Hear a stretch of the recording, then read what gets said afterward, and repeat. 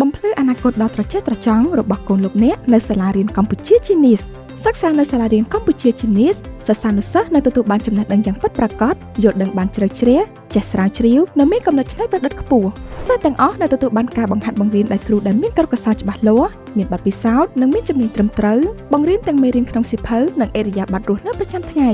សាលារៀនកម្ពុជាជានិស្សិតមានកម្មវិធីសិក្សាធំៗចំនួន5កម្មវិធីថ្នាក់ទីរូបដ្ឋានពេញមួយថ្ងៃ Daycare Center ចំណេះទូទៅខ្មែរពីកម្រិតមត្តេយ្យដល់ថ្នាក់ទី6ជាពិសេសសម្រាប់បងប្អូនសិស្សានុសិស្សដែលសិក្សាថ្នាក់ពេញម៉ោងទាំងថ្នាក់ចំណេះដឹងភាសាខ្មែរនិងភាសាអង់គ្លេសនៅសាលារៀនកម្ពុជាជានិស្សិតយើងក៏មានបន្ថែមថ្នាក់ភាសាចិននិងថ្នាក់កុំព្យូទ័រតាមកម្មវិធីសិក្សាអន្តរជាតិជូនដោយឥតគិតថ្លៃកម្មវិធីសិក្សាភាសាអង់គ្លេសទូទៅថ្នាក់មត្តេយ្យ International Kindergarten Program ដល់កម្រិត International English Program ថ្នាក់ភាសាអង់គ្លេសក្រៅម៉ោងគ្រប់កម្រិតនិងថ្នាក់កុំព្យូទ័រគ្រប់កម្រិតផងដែរមានចំណងផ្សេងៗ